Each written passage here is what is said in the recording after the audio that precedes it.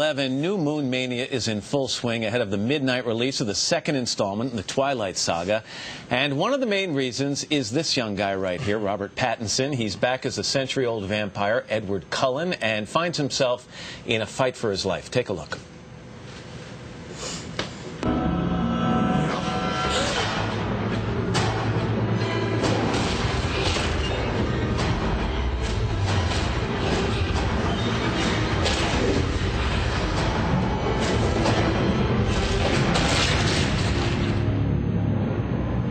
It's good stuff. Robert, welcome back. It's nice to see you. You too.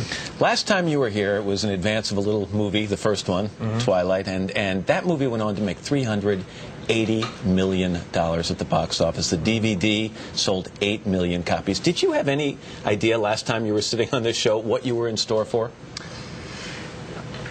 Yeah, I actually bought up a whole load of the DVDs and selling them off the back of a truck.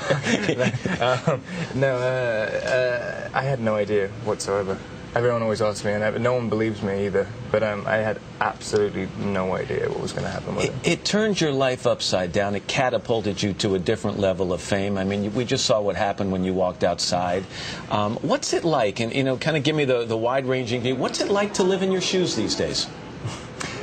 I mean, I wish I could give a more wide understanding of what it's like, but I mean, I feel exactly the same. I mean, it's kind of, I speak in an American accent when I'm talking to crowds because it's so separate to my actual life. I mean, I still feel like I'm kind of acting. I mean, I think that's the way that I don't go completely mad. It's so flattering on the one hand, Robert, but on the other hand, do you ever wish there were times when you could put the genie back in the bottle? Only about my teeth. I had to about your teeth? I had to change my teeth a little bit for the first movie, and that's the only regret I have. You liked your old teeth better? Yeah. Oh God, I was supposed to do this brace thing, and I never wore the brace, and so now I've kind of damaged my teeth permanently. So. That's the only regret I have. One of the things people may recognize when this movie opens at midnight is that because it stays true to the book, you're not in this one as much as you were the first one. How do you feel about that? Oh, well, I'm glad it's true to the book. I mean, Jesus, they'd go crazy if it would be worse than this. I get sacrificed. No, I always liked this book. I thought it was the most complex book, and I thought it was, especially for Edward's character, the most relatable story for me. I like the idea of a guy who, you know, the more in love with someone you fall, the more you kind of lose control of the relationship and kind of attack and destroy it. And I always thought that was interesting. Kristen Stewart was here the other day, and she said there are times she finds herself falling into her character, that she likes the character, and she kind of takes it on, and you say you feel like you're acting sometimes. You like this character, this guy, this kind of perfect romantic?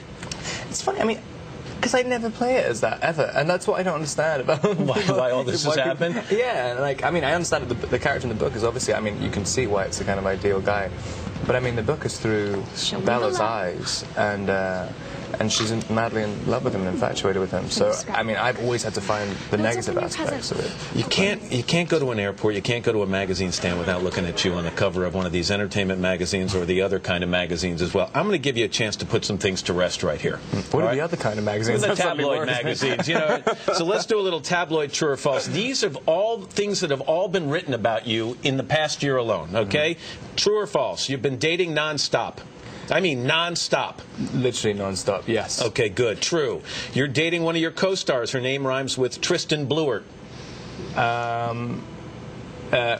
Tristan Bluert. There was a Liston Hewitt. Okay, good. Year. So that would be true. Yes. Okay, you got engaged.